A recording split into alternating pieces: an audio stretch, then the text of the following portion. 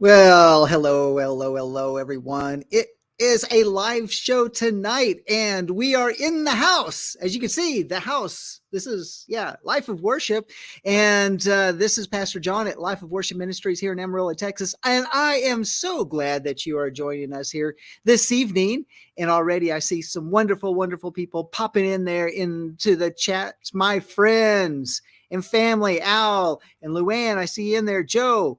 It is good to see you as well. And I hope I haven't missed anybody. Yes, it's a live show tonight. And boy, I missed you guys last week. We had something on our schedule that it could not be changed, so we couldn't be here, but we're here this week. And are you ready? Do you have your seatbelts on? Because we're going to go for a ride with Enoch, because this guy is like leaving the planet tonight if we can get there. But so that's just a little prelim, and I'm telling you, it's good. It's all good. All right. So see, I got my Sefer. It's all right here. It's ready to go. I wanted to read. In fact, I was reading up on it. I was going back over and reviewing it because I'd already read it in the past, and I was rereading it. And I'm fired up. It's good. All right. So I hope it's good where you are right now. We had a beautiful day today, and I got to go down and tour down from Amarillo all the way to Plainview and to Lubbock. What a flat zone. It's flat. It's flat out here in the panhandle of Texas and West Texas, but it's all good. Life of Worship Ministries. Have y'all come to, I know you guys in the chat room have, because you're there with us all the time, but anybody else is watching, is picking us up here in the archive. Have you been to Life of Worship Ministries in Amarillo, our Torah portion, and for our encounter services? If you haven't, we meet here in this house, in this place right here on Shabbat at noon Central. 4000 South Washington, Amarillo, Texas. Come join us. Now, if you're out of town, I can't get there. I'm too far away. Like, Al, you're way up there in Canada. No, that way. And you're way up there in Canada, and I know you can't just drive down.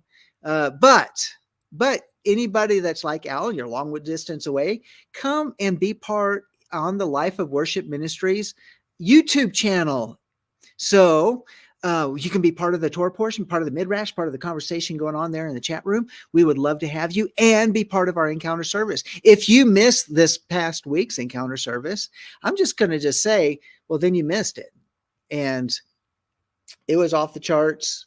I love it when the Father just changes things up. We set up 2 streams for our encounter service. And so if you go to Life of Worship Ministries and you subscribe and you say notify whenever we have something live going on, then it'll pop up and say, hey, we got live things coming up. We don't want to miss it. Well, we set up 2 streams because we know that after a certain period of time, there's a lag and some choppiness that happens on YouTube. So we just set up in 2 streams.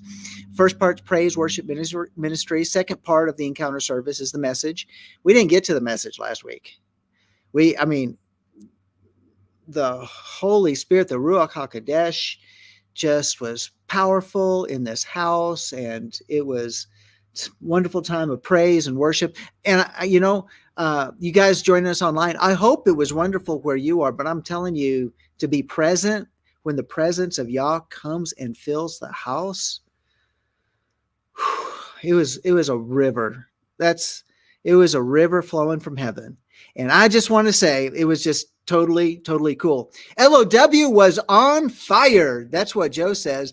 Yeah, it was. It was truly, truly, truly on fire in this place. By the way, there's some fire that's in this discussion tonight on Enoch, some fire. So it was kind of interesting. And I don't know. I'm just saying.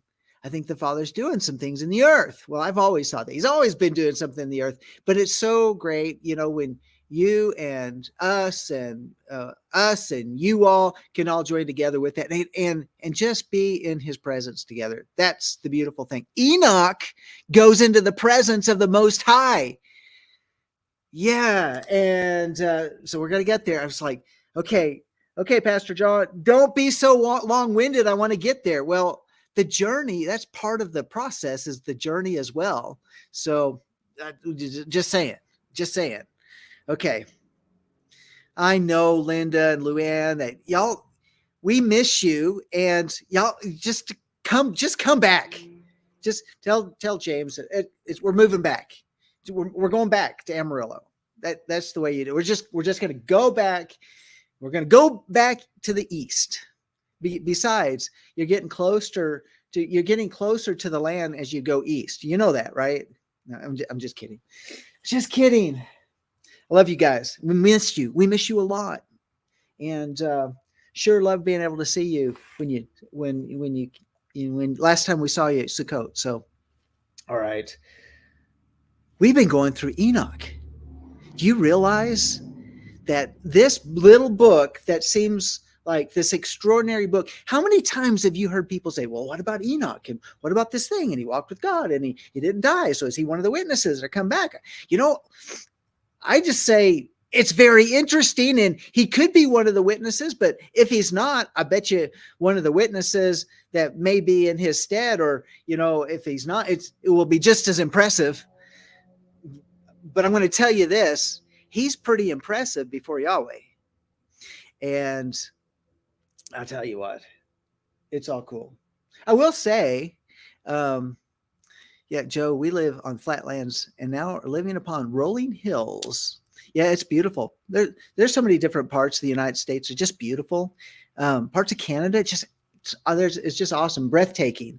And just to think that we've all had the opportunity to see some of the just breathtaking things that are upon the earth. And what a blessing that's been. We got through chapter 10 and chapter 11. Remember last time I said there's a chapter 11, but there's no chapter 11. I don't know why it gives a designation for chapter 11 when there's no chapter 11. But there's a chapter 12. And so we got through chapter 10. And if you'll remember as well, last time I'm putting on my extras today. You know, all that traveling and okay, no, I'm just kidding. By the way, before we jump into this thing real quick, let me see if I can find my banner. Have you been to the Life of Worship Ministries website? Let me stick it on there. There it goes. Life of Worship Amarillo.org. That's where you can find us online. You can find us on the Life of Worship Ministries YouTube channel. You can find us over on Facebook. It's a private group, but you can ask to join if you'd like to join with us. And that's the Life of Worship YouTube channel. And in Amarillo, maybe it's Life of Worship Ministries, or maybe it's just Life of Worship. I got to go check that out. It's something like that. You'll find it. And so that one we kind of closed off because of trolling and that type of thing. So, but you can request to be part of our group, and we would love to have you. And we post a few things on there, but our main area of transmission is right here on the Life of Worship Ministries YouTube channel. Of course, we're here on Lamb Network, and it's really great that we're able to be part of this network as well, and to kind of blast out the information. Also, we have the International House of Prayer Amarillo Facebook. Now, that's a long thing. You can think IHOP Amarillo, but it's actually International House of Prayer Amarillo. And it just kind of repeats the things that we have on our that's Facebook, and it repeats the things on our Life of Worship Facebook. But we like to reserve that the Life of Worship Facebook just for, a closed group friends, and not to be trolled so much and that type of thing. But we love the people over there in the International House of Prayer, Amarillo. We do. We love our friends over there too. So, okay. Have we said enough? Oh, I want to just say thank you so much, everybody that's been able to be a blessing to this ministry at Life of Worship. And as you can see right there, as you scroll across the screen, that Life of Worship Amarillo.org, you can go there, and there's a donation button where you can give a love gift, an offering, a tithe, and you can just bring it, pray over, bless it, speak over that seed. We've been talking about that because that's what a good gardener does. A good farmer is going to bless and speak blessings over his seed, so it produces a great crop. Just like we're doing the electroculture. I've installed probably 7 or 8 new copper wire antennas into our garden. Wow. I'm just so excited. Keep pests away. This is the people that have done it. Keeps the pests down, and I hope it keeps the squash bugs out. And let alone it also it brings in that electricity. Like Tesla, brings in that electricity in the air down into the soil, and the plants just eat it up. I don't like it's. I'm not going to use this term. I was going to say an aura. That's so new agey. So I hate using that, even though it's a legitimate term, not in a new age sense, but it creates this like electromagnetic field that it just brings life. You ever wonder and you think about that energy that comes from the throne, the energy that happens when the presence of Yah comes into the room, and it's just like electrifying. I would really like to see if one could measure, you're in the midst of this worship, and the presence of Yah just gets stronger and stronger and stronger. And if it could just simply be measured, or it's just something that our spirit is just picking up. I don't know. And we're talking about the Torah portion, how that Torah portion is like the bride putting on her beautiful garments and adorning herself, making herself ready to come into the time of praise and worship, to come into his presence. People often think the other way around. The praise and worship allows us to come into his presence, and then there's this word of the minister of the message that comes forth. But I think it should be the opposite. We've been talking about that lately. Whew, some great stuff. Enoch chapter 12. Enoch chapter 12. Anyway, I want to say thank you to everybody that's been able to give and give online that way, or those that have mailed in that we get that as well. And yes, Al, copper, isn't it amazing? It's really cool. Have a little spirally antenna at the top of it. It stands about 5-6 feet high in the air and has a little 7 spirals, and then it points off to the north. So and because that towards the magnetic north. And to draw that in, it's amazing. I can't explain it. I'm not like a electrical engineer or somebody that can, or this electrical physics kind of guy. I'm just like, well, somebody else did it, so I'm going to do it. We're going to do it too. All right. All right. Enough of that. Enoch. Let's get back to Enoch. Okay. Enoch chapter 12.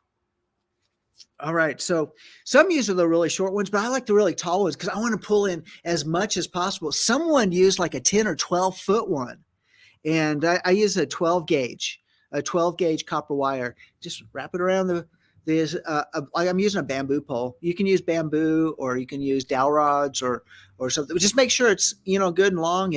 And I got my coils online from through.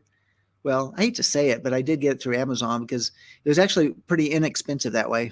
So, because they don't sell it here locally, I had to get it somehow.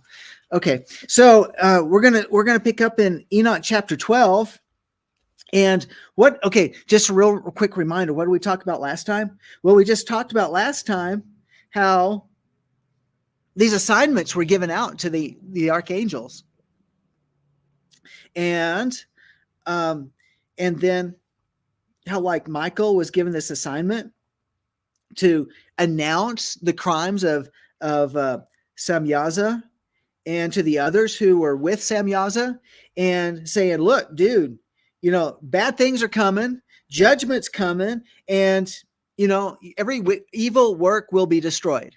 That's it. It's going to be done. And then it said, but what about the holy ones, the righteous ones? You think about at the time of Enoch, right before Enoch, there wasn't a lot of righteous people around. In fact, there was just eight people on a boat. Eight people on a boat. And they, but it goes on and says, then this is what's going to happen to the earth. And all of the holy ones are going to give thanks, and they're going to live. And it talks about them begetting 1,000 children. 1,000 children. Now, can you think about this? You think, one child was enough. women that go through the 9 months of carrying and the birthing process and the raising of the kids. But just think about this. If you're living in a time when there's no wickedness, and when and the curse is removed from the child bearing, so that there's no pain in the child bearing, you'd say, hey, we'll just do this every day. Well, maybe. I mean, just think if kind of that whole process where there's all that pain, the discomfort, and just, it's like, just give me some fentanyl just to get me through this thing. I mean, that's what a lot of people do, just, to get through that birthing process. But just think if you don't have to do that. And so it's like, give me another kid. I mean, how many women have a baby and said, that's so awesome, I think I want another kid. I've heard that more than once. So I can say that as a man, I can say that. And, speed up that birth process, pop it out, pop that baby out. And, but nevertheless, this, not only as you can see a thousand children, and then watching them all grow up, and all of them, and they don't give you a hard time. I mean, they just grow up. They're just compliant. They're just so cool and fun to be around because none of the conflict is there. Did you ever think about that? That would be so awesome. Well, that's what it just talked about over in chapter 10. And then it's talking about planting, the planting of the vines, the vineyards, the seed in the ground, and all of that. And how just it'll be like one measure of olives shall produce 10 presses of olives. And one planting of a seed is going to produce this extraordinary amount, like 100 or something. Like, what did it say? Anyway, it's going to produce so much, and the fruit is going to produce to satiety. In other words, it's like, what if you had this corn stalk, and this one corn stalk, I mean, usually you get maybe two, maybe 3 ears of corn on a corn stalk. What if it produced enough for a year? In our little 8 by 4 foot above ground garden beds. And so let's say you grew, and this would be pretty cramped, but let's say you grew 6 to 8 corn stalks, and that was enough to give you enough corn for an entire year. What if you grew wheat in a 4 by 8 above ground, planter box, and you planted wheat, and it gave you enough wheat for an entire year? Now, wouldn't that be totally awesome? Like, you don't have to plan out this whole big field. You could just do it right there, like in our little square, little backyard. Well, I think there's a time that'll happen. According to this word is going forth because the pollution will be gone. The pollution. Did you know in Tennessee, by the way, Tennessee passed a law that they cannot put those long stringy tail trails that, that are chemically based going across the skies from aircraft. They passed a law that those could not cross over Tennessee and crisscross and do all that stuff. They passed a law, and 30 days ago, it was illegal for those type of planes to cross over. And for 30 days, they have had clear skies, blue skies. Wouldn't that be awesome? No more pollution, no more poisoning, none of this stuff going down on the earth. And it says in verses 28 and 29 of chapter 10, we're going to get into chapter 12 next. In those days, I will open the treasure of blessing which are in heaven, that I may cause them to descend upon earth and upon all the works and labor of man. Peace and equity shall associate with the sons of men all the days of the world, and in every generation of it. That is just, okay, I'm going to use a term. I'm not putting a Hindu twist on it. I'm just saying that would be nirvana. That would be like totally awesome. It's like living in the sweet place. Just you get up in the morning, and just like in the show, like the like the Truman Show before he realized what he was on a show.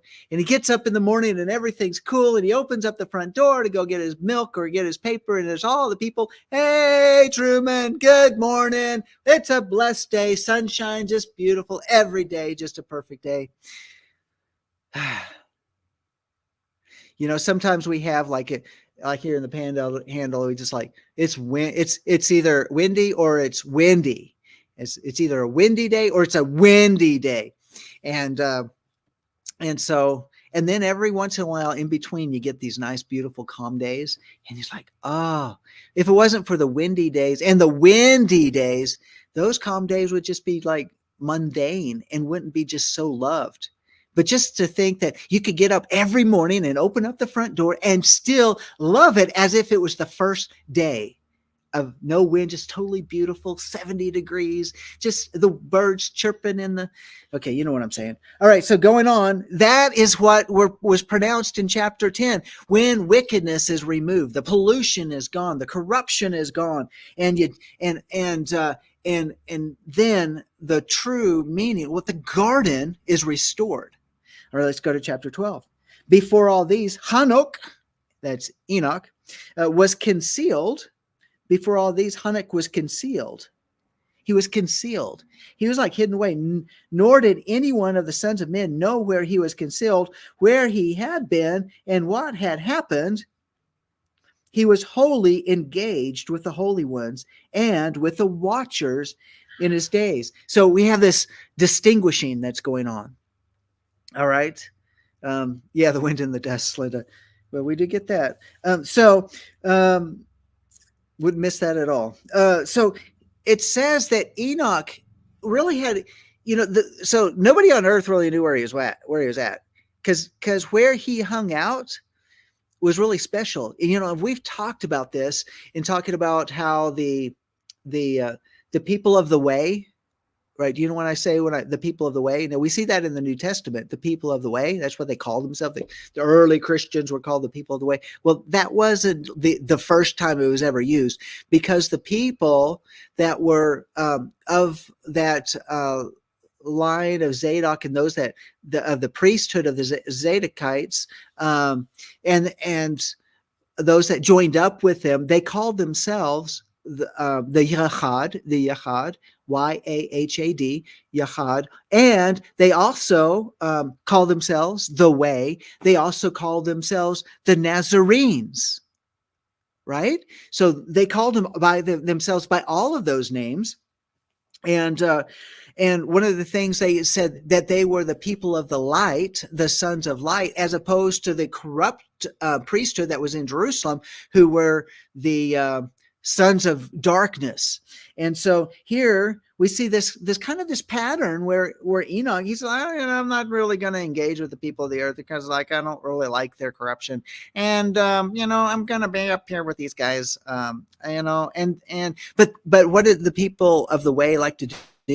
They wanted their community to have their standards elevated, so that at any point in time when they gathered, or if it's individually and they were praying or they're meditating and worshiping something, that even the presence of the myriads of the angels, the holy ones, the fiery ones, would feel at home with them. And so I kind of get a feeling that was what was going on with Enoch. And so I'm like, I don't know where did Enoch go? I don't know Enoch, where are you? And he might, there's Enoch. He's like, hello, see you later. Where have you been? I've been engaged with the angelic. Okay. So, and he was wholly engaged with the holy ones and with the watchers in his days. Now remember who the watchers are? The watchers were the ones that were given an assignment on earth, and then they decided to mingle with earth women and all sorts of stuff. We've been talking about that, so even they felt like this guy's kind of cool. He's not like the rest of the people, and we respect that. Have you ever been any place and you hear all sorts of coarse talking and then you show up like I as an adjuster, and I'm here in the panhandle of Texas, and I go into body shops, and I go into places and people and customers and stuff, and there's a lot of coarse language and um, things that I don't want to repeat, and then this language, and I show up, and they say, "Oh, sorry, I didn't mean to say that," and they start, excusing, saying, apologizing for the words they're using. I just wonder if there's just something, we just to live in an elevated state that causes other people to say, whew, there's the presence of one separated that's entered in the room. I'm not trying to elevate myself or just say, but you know what I'm talking about. And, and so here he's recognized that way. Even the watcher's like, I like to hang out with that guy because there's something special about him. And yeah, I know, the watcher's like, yeah, we did all these different things and we're corrupted and we corrupted mankind. But there's just something special about this guy. He's hands off. And, but we're okay with talking to the guy because, these watchers are pretty much involved with a lot of mankind, but Enoch was kind of a special guy. And it says, behold, the watchers. And he says, I, Hanok, was blessing the great Yahweh, and King of peace. He was blessing. It's like, where you been? Well, I just been worshiping, just worshiping the Most High. It seems to be like, that's the thing to do. It's pretty cool. And we're hanging out, just like loving in his presence, loving him in his presence. And behold, the watchers called me Hanok the scribe. They call me, dude, you're pretty special, and you sure record a lot of different things. And it says, in Yahweh said to me, Hanok, he said, scribe of righteousness. Whoa, now think about that. How would you like to be? Is like, I know your name and I know your character. You're the scribe of righteousness. Yeah, I designate you. You're the scribe of righteousness, Al. Linda. Yeah, you're the scribe of righteousness. Just think about that. And he says, scribe, go tell the watchers of heaven who have deserted the lofty sky and their holy ever. And they what did they they deserted the lofty sky and they deserted their holy everlasting station. So it's like, dude, why did you do that? I mean, why did you substitute this? I mean, we're going to describe heaven shortly. It's in here. I got to get there first. And you think about when you look at it, it's like, whew, I'd like to hang out in that place. But earth was designed for us. But here's this guy, he's coming back and forth, and he says, and I have done and their holy everlasting station, who have been polluted with women and have done as the sons of men do by taking themselves women, and who have been greatly corrupted on the earth. So it doesn't mean like men being with women is a corrupt thing. It's what they did is they did what men did, which was to marry women. And so the angels, these watchers, like, well, they did the same thing. And they're not supposed to do that. That's a corruption. Do not mix. There's a mixture. And was it supposed to be that way? That on earth they shall never obtain. So this is Yahweh's telling Hanok, the scribe of righteousness, go and tell the watchers that on earth that they shall never obtain peace and they shall never obtain remission of sin. And for they shall not receive, and they shall not rejoice in their offspring. They shall behold the slaughter of their beloved offspring. They shall lament for the destruction of their sons, and shall petition forever, but shall not obtain mercy and peace. Look, I want to just let me just rephrase this thing. What did he just say? He just said, look, this is what they would do with the kings of Israel. Like the king of Israel at the time of Jeremiah, when Nebuchadnezzar's armies broke through the wall of Jerusalem and invaded Jerusalem. They they torched the temple and tore it down and all that sort of stuff. And what did they do to the king? They captured the king, and before his very eyes. Okay, I mean, parental advisory. But it's Bible. It's in the Bible, right? Okay, it's in the scriptures. It tells us what really happened. I mean, this is horrifying. But the command went forth, and it said that the king would be forced to watch his wife and his children be killed before him, and then his eyes would be punctured. He would be blinded. And so that the last thing he ever sees was the death of his loved ones. And that's what it says here. I mean, think about this, that his loved ones they would be destroyed before their very eyes, and they wouldn't be able to do anything about it. This destruction was going to come, and they would lament, and they would never find peace. And they would petitions like, please, please, please, please, would you preserve their lives? Or would you just, isn't that what a father does? And nevertheless, they would never obtain mercy because they would never be forgiven, and they would never receive peace from the torment of these things, losing forgiveness and losing their loved ones, which they saw die before their very eyes. Because why? Because they are the watchers. They won't ever die. They were given eternity to live. And so they have to live with those memories forever and ever. And this is what the message that Yahweh gave Enoch, Hanok, the scribe. And they're like, dude, please, I don't like that.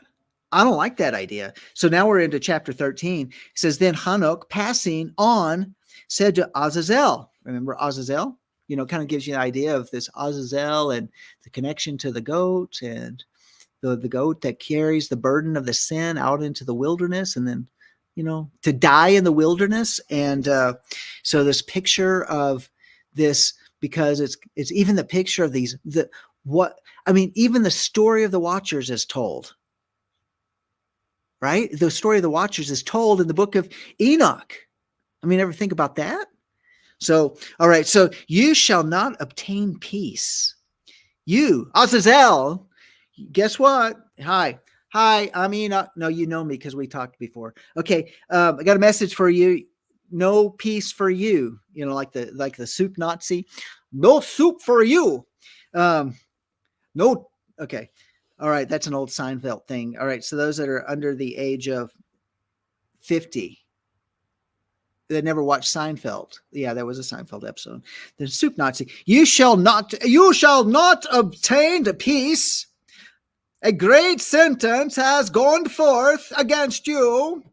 Why am I sounding like that?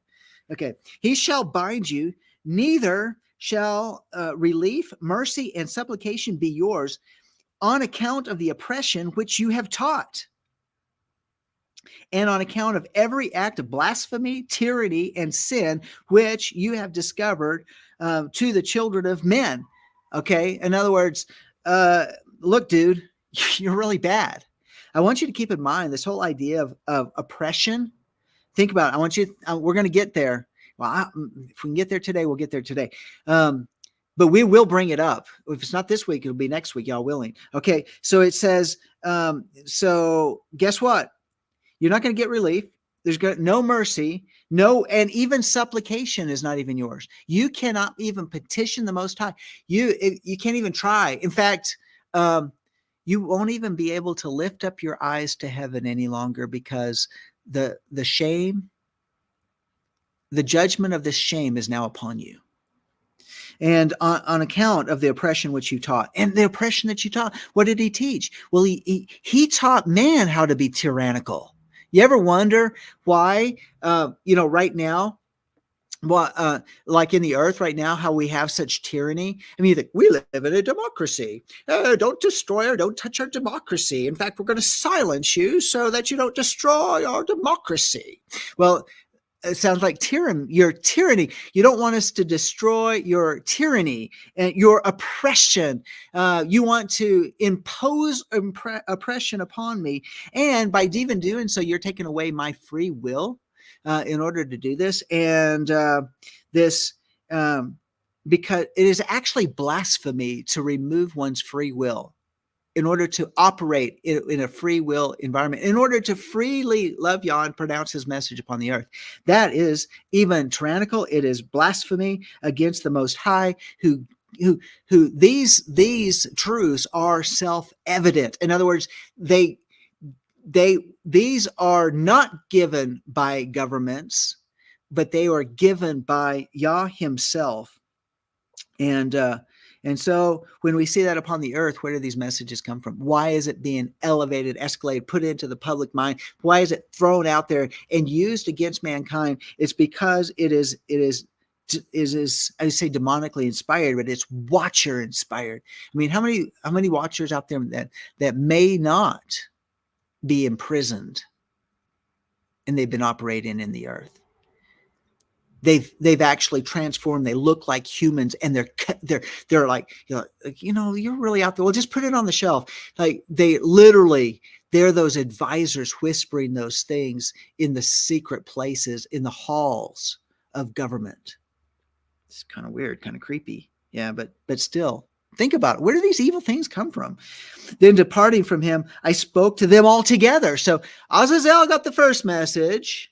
And then all the others, these all together, like, watchers, come forth, got a message from the Most High. Hear ye, come to the center, come to the town square. So Enoch is like, got this message. He's bringing them all together, and they all became terrified and trembled, and beseeching me to write for them a memorial of supplication, that they might obtain forgiveness, that I might make the memorial of their prayer a sin before the Elohim of heaven, because they could not themselves thenceforward address him, nor raise up their eyes to heaven on account of their disgraceful offense for which they were judged. I told you.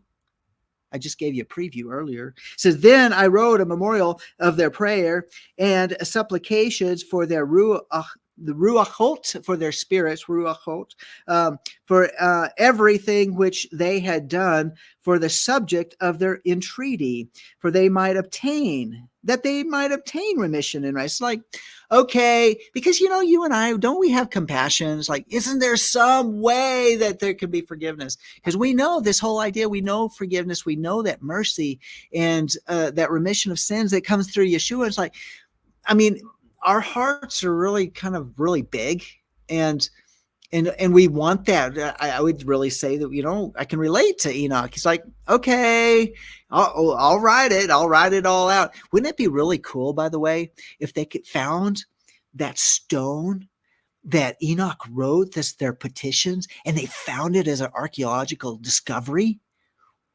Just saying.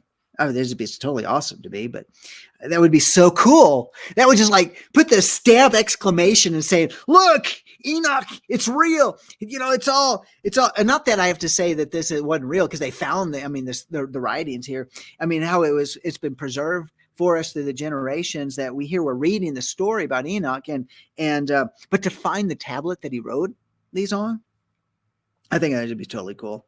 And it says, verse 8, this is now in chapter 13, verse 8, proceeding on, it continued over the waters of Dan, which is on the right to the west of Hermon, Mount Hermon, and reading the memorial of their prayer until I fell asleep. Man, this guy, I'm telling you, what a messenger. This is the guy, definitely the town squire. The guy is like, okay, all right, we had a meeting. All right, I'm going to, so wherever the watchers are, watchers come forth. This is, we were talked about this in the Book of Giants. We had that one giant, I forget his name. He was flying. It was kind of weird. Don't fly too close to the sun. All right. Yeah, because the air's thinner up there. It's not because it's too hot and you're going to melt and fall. No, but it's the air's thinner. You're going to come down. And there was that petition from the giants to say, tell us we've been having these dreams, and then after telling the dreams, Enoch said, oh, there's no way out of this. I said, well, will you not just write a petition of prayer to the Most High on our behalf, and that we might receive some forgiveness? And so we got that same idea going on here. That was in the Book of Giants, and so we have this some idea, but it was the Watchers this time, and so Enoch's going around the land, and he's making this pronouncement, and until he says, until I fell asleep, he was exhausted. Okay. And behold, a dream came upon me, and vision appeared above me. I fell down and saw a vision of punishment, that I might relate it to the sons of heaven and reprove them. And when I awoke, I went to them, all being collected together, stood weeping in Obel Sayael, which is situated between Libanos, maybe Lebanon, and Sanaser, wherever that is. I didn't look that up. It's kind of interesting. I wonder where that's at. So anyway, kind of in that area, probably like northern Israel, Lebanon, northern Israel, Syria, kind of up there, which is so, and their faces veiled. Wow. Got them all together, and they're wearing veils on their faces now. I never think about that. They think about we're like over in Paul talks about it in Corinthians, and he says that we have a veil over our eyes. So until the veil is removed, and then we begin to see. And we see more clearly. Moses had a veil on his face. That was because he was so full of this light and this glory. We're going to get to that type of thing here shortly. But they have their faces veiled. Vases failed. That kind of spoonerism going on. Okay, and he says, and so Enoch, he's got. Did you ever think about writing down? I mean, writing down your prayers, writing down your meditations, writing down, journaling these things, and then think about how that y'all might couple that with a vision or a dream. I mean, is there a principle in this?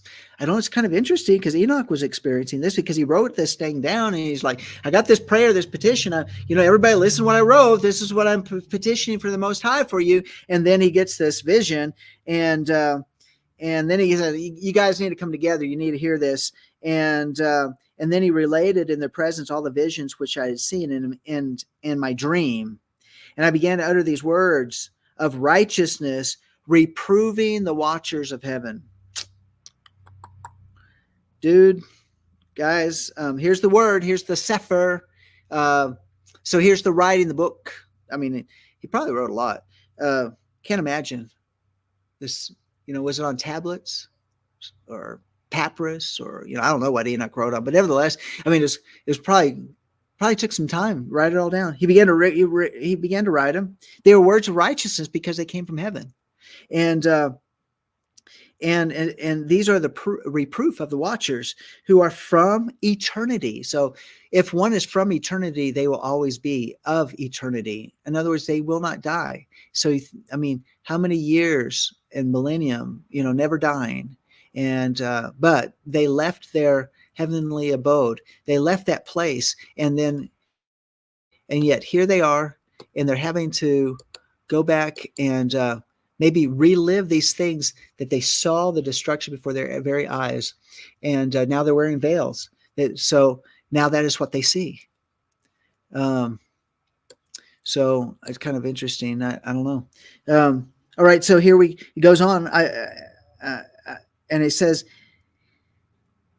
and the watchers who are from eternity, according to, this is 14:1, according to that which he who is holy and great commanded in the vision, I perceived in my dream that I was now speaking with a tongue of flesh,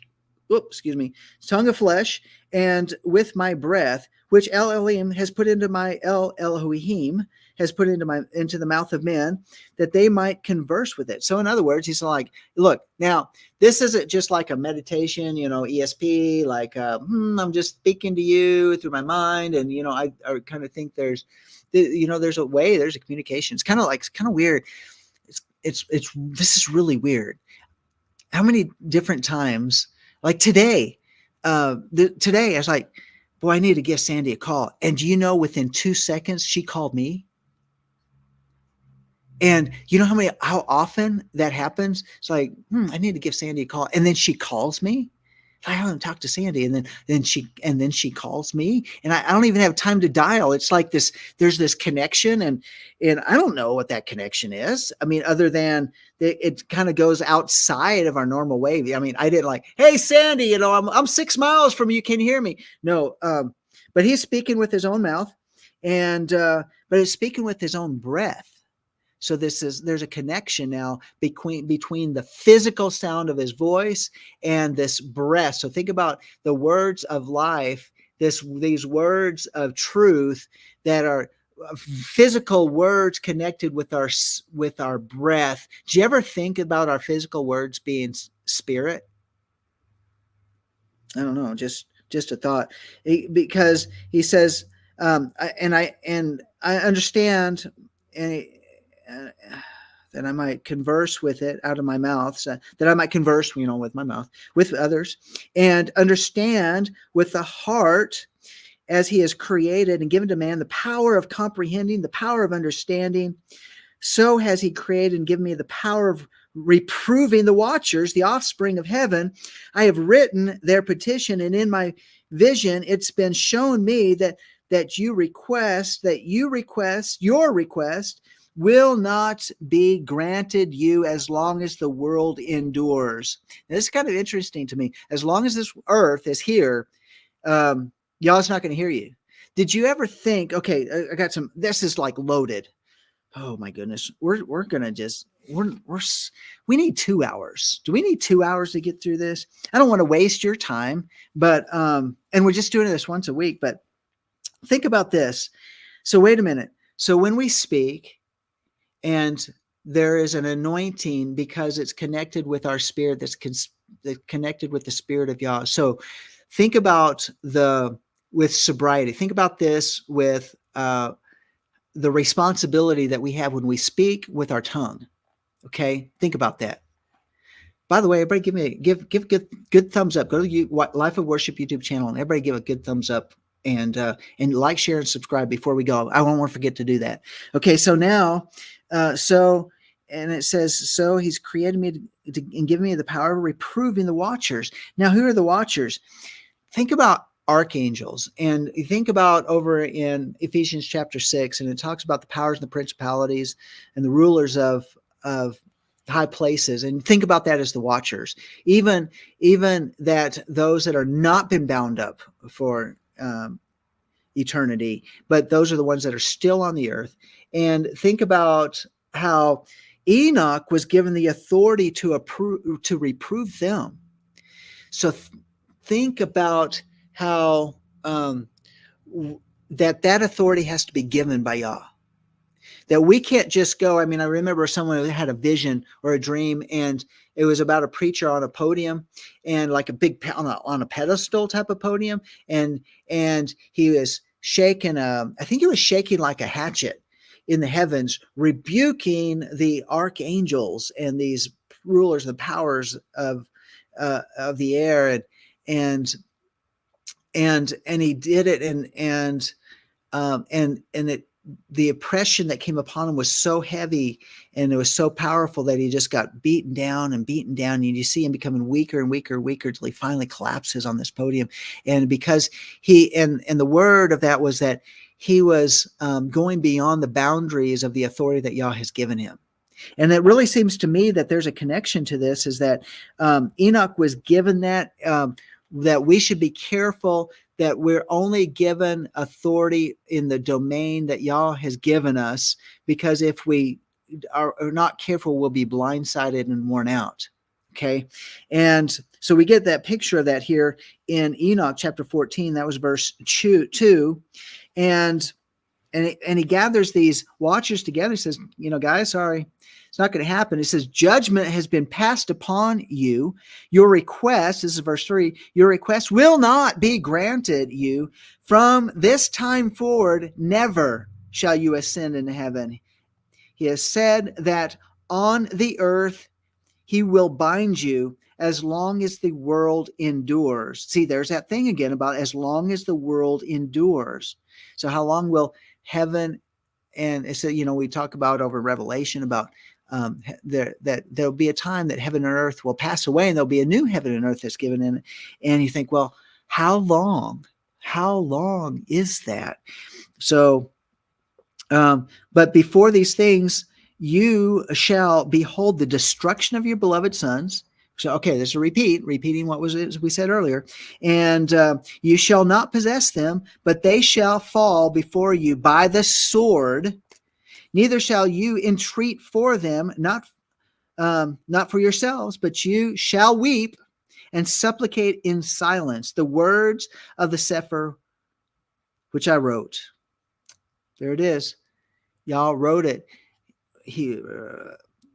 Y'all gave it to Enoch and he recorded it. It says, look at it. I mean, it's set in stone. It's in a tablet here. All right, these words, and you're going to supplicate in silence. You won't even be able to vocalize it. Pretty strong judgment. You think pretty strong judgment follows pretty strong corruption. You think about you and I, like what if we just forsook everything and we did like the Watchers did and the evil and all of that? I mean, think about the judgment that's been set up. I mean, it's been written about already. Why would we ever even want to consider going that direction? Seriously. All right. So it says, but you shall weep and supplicate in silence the word of the Sefer which I wrote. Verse 8, a vision thus appeared to me. And behold, in that vision, clouds and a mist invited me. So, okay, so now he had a vision. And so here's a cloud and a mist invited me.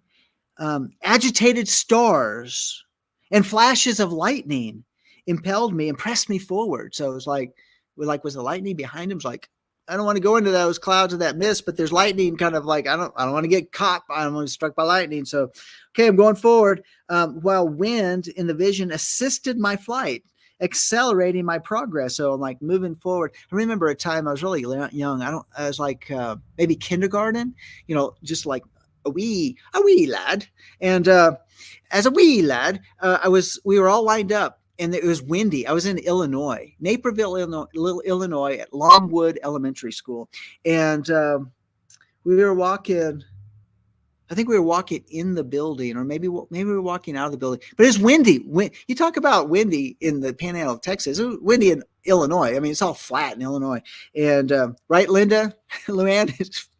And it was like springtime, cold, but a sunny spring day, but that is kind of cold wind. We had like thick sweaters on or a jacket or something like that. And as I was walking, the wind literally went under my feet and it shifted me like a foot over. I mean, literally, I felt like I was walking on a sponginess and then back onto the concrete, right as the wind whipped around the side of the building where the door was. And I can't imagine here. So here, Enoch, the wind is assisting. It says assisting my flight, accelerating my progress. Like, whoo, come on. So he's not only going into the mist, and not only has he got this lightning behind him, but the wind is like carrying him now. It's like you're elevating now. You're off the ground, Enoch. And it says they elevated me aloft to heaven. Wow. I proceeded until I arrived at a wall built with stones of crystal. A tongue of fire surrounded it, which began to strike me with terror. And into the vibrating flame, I entered. What is a vibrating flame? I mean, I'm just thinking about this. I mean, the only way you could maybe like the Northern Lights, you think about that, how this wave in this curtain, and it sometimes in this shining, like these bolts and these rays and the shimmering and all of that. I'm just kind of picturing that. But like intensified 100 times, 1,000 times. Think about that as this wall of this vibrating flame, and that's there. It's surrounding this wall of crystal, and it says, I drew nigh to the spacious habitation built also with stones of crystal. Its walls too, as well as pavement, were formed with stones of crystal, and crystal likewise was the ground. Its roof had the appearance of agitated stars and flashes of lightning. Among them were cherubim, the cherubim, cherubim, not the little bow and arrow guys, but like the flashing, the angel with the flashing sword at the guarding the gate entrance into the Garden of Eden, that type of dude. Like, whoa, all right, we're not going in. That's what Adam said. All right, we're gone. Eve, let's go. Come on. Not going back. Okay, and it says, so the cherubim and their heaven was water, a flame burned around its walls, and a portal, like a door or a gate, a portal, blazed with fire. When I entered into this dwelling, it was hot as fire and cold as ice. Can you imagine hot and cold at the same time? Like, this is not anything we could ever experience on earth. No trace of delight or of life was there. Terror overwhelmed me, and a fear shaking seized me. Violently agitated and trembling, I fell upon my face. In the vision I looked, and behold, there was another habitation, more spacious, every entrance to which was open before me. And I am out of time. Guys, whoa, check it out. All right. No, I'm out of time. Seriously, I'm out of time. That's it. We got to go into the description more next week and what he was going into. But oh my goodness, what Enoch went someplace else called heaven, into the second heavens. Hot and cold at the same time. Oh, what a tremendous thing. All right. Thank you guys for joining me. Hey, join me next time and take a visit over there at Life of Worship, Amarillo.org. Visit us on Shabbat, Life of Worship Ministries. They're on the YouTube channel. We'll see you next time. Love you guys. Glad you were part of the show today. Shalom.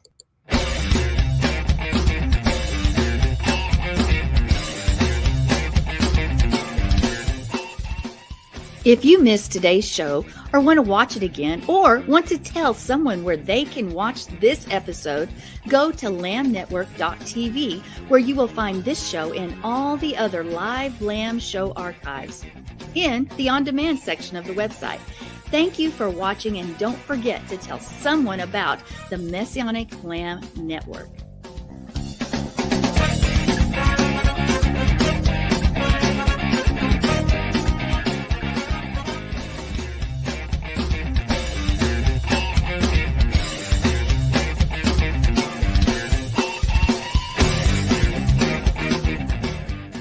We are richly blessed to bring you what we believe is the fullest, most diverse, yet up-to-date progressive teachings, discussions, and prayer programming you can find anywhere on this planet. Be sure to take the tour of the lambnetwork.tv website.